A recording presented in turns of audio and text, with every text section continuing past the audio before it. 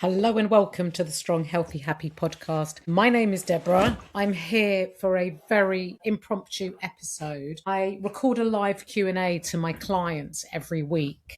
And one of the questions that I got asked was how to manage and stay on track with your goals during the heat wave. So in the UK, we have experienced a heat wave. We've got a little bit of light relief at the moment, but another one is due very soon next week. And I thought it would be really helpful to record this as a podcast so everybody can benefit, and I would upload it as a podcast. Now, talking of the heat, if you can hear any background noise, I have got my office windows open and I also have the office door open because it's so hot in here. So I hope that you don't hear any background noise. And at the moment, my neighbours, the kids, are not playing in the garden, which means that there's no background noise there. So I'm going to crack on and give you some really helpful tips to help you stay on track during the heat wave. So I've put them into like points and categories. There's about 8 of them. And I think they're going to be really helpful because I know that it's very unusual for us to have this type of weather in the UK. But I also know that we have very changeable weather in the UK. And it's very easy for the weather and the climate and the conditions to affect our goals, whether it's too hot, too cold, snowing, raining. And we can't let all these different climates and conditions affect our goals. Otherwise, we'll probably never step out the front door. The perfect conditions are very far and few between. So, the first thing that I want to talk about is adjusting your expectations, not your goals. So, yes, it's been extremely hot and it is going to be extremely hot. Or maybe you're listening to this and it's currently you're sweating and it's extremely hot. What I don't want you to do is say to yourself, oh my God, I'll start again when the weather cools down, because that's putting your goals on hold and it just delays you taking small, consistent steps towards how you want to feel and the goal you have. So I want you to adjust your expectations. It might be that you do a little less than you normally do. So it's more about doing what you can, doing shorter workouts if you need to, if it's just all a bit too much.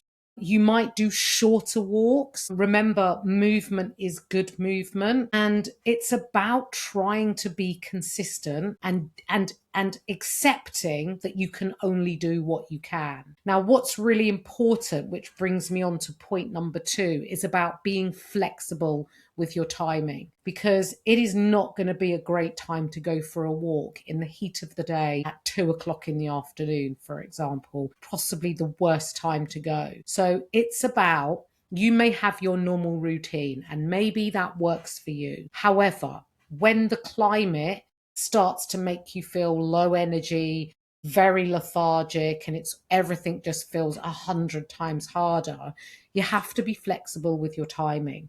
It might mean that your normal afternoon walk might need to happen very early morning or even much, much later in the evening when temperatures start to cool. Yes, it might mean that you're getting up early, but at least you'll get up early and you'll get it done. I also personally, one of my favorites, think walking after the evening meal is a really nice time to get out. Not only does it help digestion, it also takes you away from your food environment at home by just taking you out for the walk. And I know for a lot of women, especially and myself, is after dinner, you've had your savory dinner, you're almost thinking straight away, now I need something sweet. So kind of has a really good positive double-edged sword going out after your evening meal, because it puts that pause in place. Not that you can't have something sweet, but it just gives you that time to actually reevaluate whether you actually really want it. And when I went out in the recent heat wave in the evening, there were so many people out walking. It was actually quite sociable as well. You might also need to accept that your workouts might need to be shorter or less intense or with less volume, that you don't do as much, and that's okay. It doesn't mean that you're failing or falling behind or gonna ruin things. It just means that you're adjusting and being flexible and adjusting those expectations, but without taking you further back, because these small, consistent actions represent you still showing up for yourself, even if they've been modified, even if you've been flexible with your timing. Now, point number 3, and this is a really big one, is hydration. Are you drinking enough? Because you get busy, or you're working, or you're in air-conditioned offices, and the need for hydration escapes you because you're in an air-conditioned climate if you're in an office, or sometimes you mistake thirst for hunger and you eat but actually don't drink. Now, as a really rough guide, in fact, before I tell you the rough guide to how much water you need, what I would say to you is the best indicator of your hydration levels is the color of your wee, right? So when you go to the toilet and you do a wee, go and look at the color of your urine.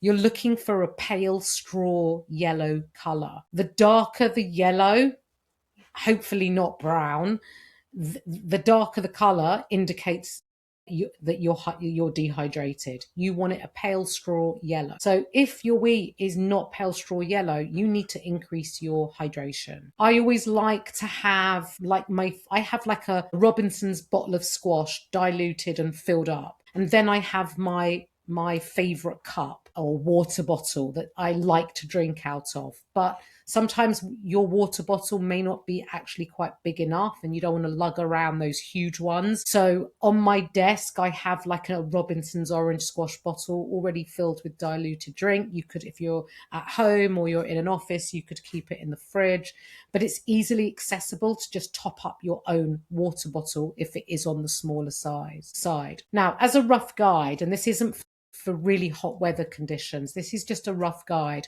that for every foot you are in height, you want to be drinking half a litre for every foot. So I'm 5 foot, so I would need to drink 2.5 litres a day. Now, as it happens, I probably drink closer to 3-4 litres a day. That's just what I do. I've done that for years. But if I was drinking what's sort of recommended, I would still increase that.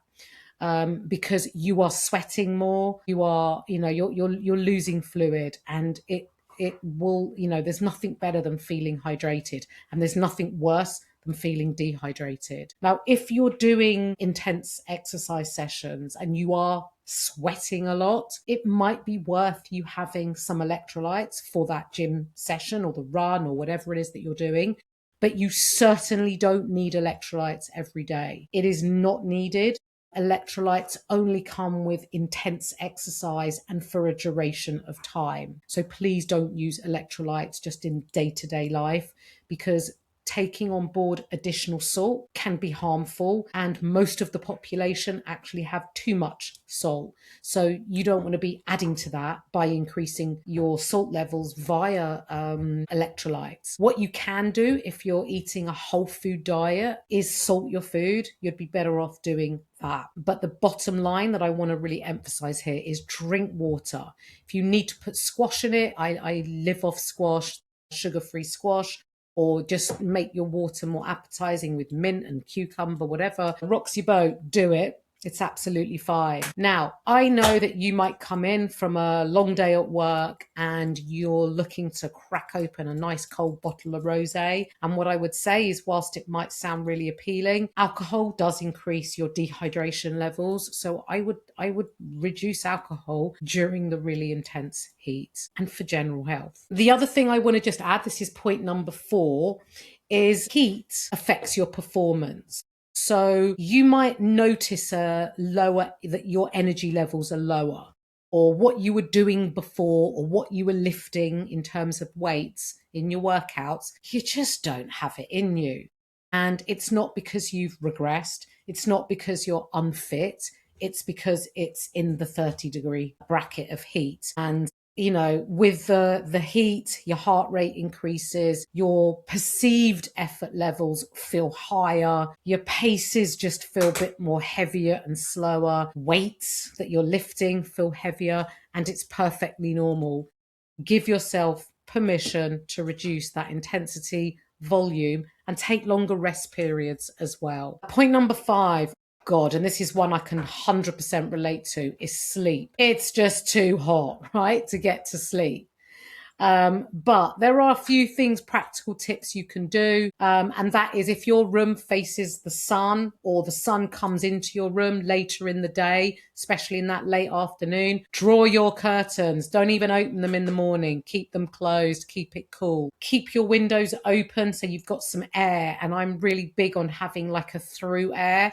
So if my bedroom windows are open, I need other people's windows to be open and the doors open so we have some through breeze. You could also, if especially if you're, in midlife and you're also struggling with menopause symptoms, might be worth having a nice cool shower before you go to bed. And I like to prepare my room way before I go to bed.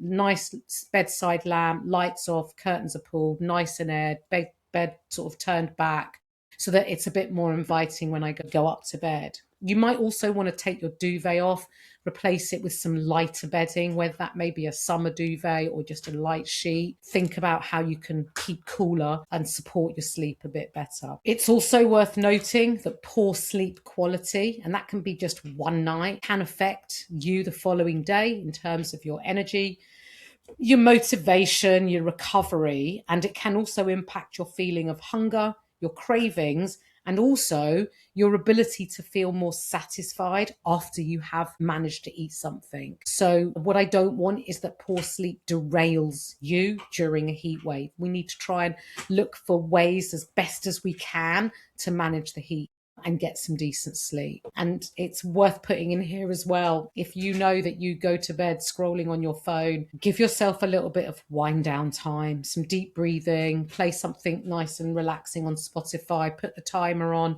so it goes off automatically and you hopefully can fall asleep to it. But scrolling and stimulation from screen and seeing what everyone's been doing during their day on social media is really not going to help you get into a relaxed state to support your sleep. The next point that I also want to talk about is your food choices.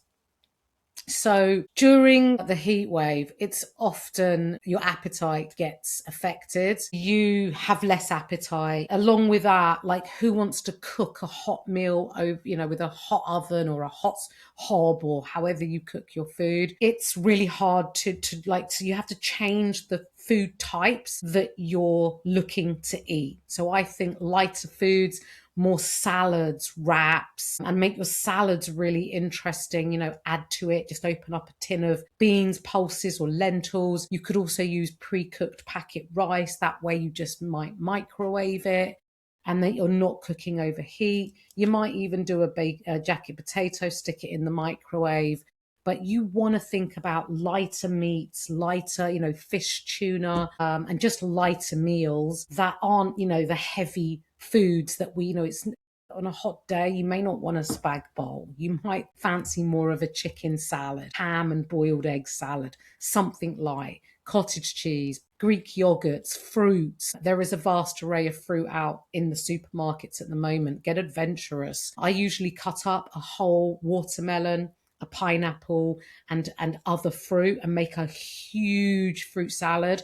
And then the whole family have just easy, accessible fruit that's already cut up, because there's nothing more appealing, in my opinion, of cut up fruit. You can store it in a airtight Tupperware tub or glass dish with a lid, and then you've always got nice fresh fruit on hand. I also like frozen fruit. I particularly like frozen berries. You can make use your frozen berries with some whey protein powder and just some water, but not too much. And then you've got a nice thick shake or ice cream type shake, and they're really refreshing and cool in the heat and high in protein. The other thing to watch with a low appetite is you might be distracted during the day, plus it's hot, you've lost your appetite. But I would definitely try and stick to eating regular meals, even if they're smaller. I would still prioritize protein, make it lighter, like I've spoken about. Easy options, don't get fancy. And something I do is I make a huge bowl of salad so that I make it for the day. And, I can have it, there's enough for lunch, there's enough for dinner, there's enough for whoever else wants.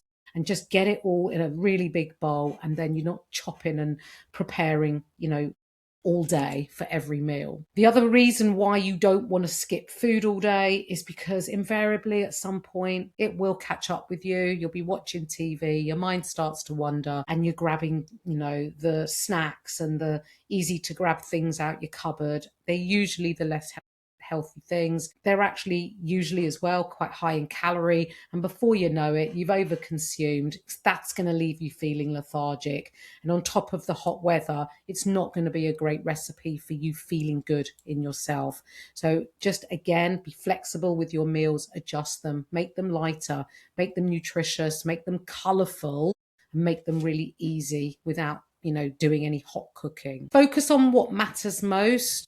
So it's not about doing things perfectly. I talk about this a lot, about being perfect, but we always try to do things like perfect, but really being accepting that it's not about being perfect. It's really just about being consistent in as much as you possibly can during the challenging heat wave or whatever conditions that you might be facing, whether they be the weather or any of life's challenges. Focus on what matters most. Focus on, especially during the heat wave, hydration, movement, being flexible, supporting your sleep as much as you possibly can, doing small things, being as consistent as possible, including protein, lighter sources. You don't want to put your health your health goals on hold until the weather changes, because that's just you and you're stalling on your goals and setting yourself back. Just adjust how you approach them as opposed to putting them on hold. Now, the other thing to really, really focus on here is your progress during the heat wave. If you're someone who weighs themselves, you may notice a fluctuation in your scales, in the scale weight. If you take body measurements, my God, everything's looking, the measurements have gone up. You're feeling bloated. Your rings feel tighter. Your ankles and your feet feel swollen and throbbing. Your clothes feel tighter. Just everything just doesn't feel great. And you haven't gained body fat. You may think you have, but you haven't. And it certainly isn't going to happen like overnight or after a couple of nights with the hot weather. You have not gained body fat. In reality, it's probably water retention. And that's because it's hot. Your body's working really, really hard to regulate its temperature. And as a result, there's changes in your fluid balance, maybe some water retention, mild swelling, you're feeling thirstier, and just generally it's going to come down to the heat wave, the hot weather, and hydration. So do keep drinking. And just remember, when the weather settles back down again, if you've been consistent, everything will move back in the direction that it's supposed to go, because you've been consistent and you've been adjusting and taking on board all the feedback from this podcast episode. I really do hope that this has helped you. And the main message, well, there's loads of messages. I've read them all out. I'm not even going to recap them. I just want to finish with not to put your goals on hold because of the heat wave. Be open to change, be flexible with your approach, and adjust your expectations. And I hope this has been really, really helpful. If there's anything else I can help you with, or you're not already following or subscribed to my podcast, please, please, please do, because I have some great episodes recorded. There's 128 episodes now, and there's going to be many that resonate with you. So do look through them. Share my podcast with your friends. I want to try, and the more that there's shares and follows and subscribers, it brings the attention of my podcast to more women. And this podcast is all about helping as many women as possible. Thank you so much, and I will catch up with you on the next one.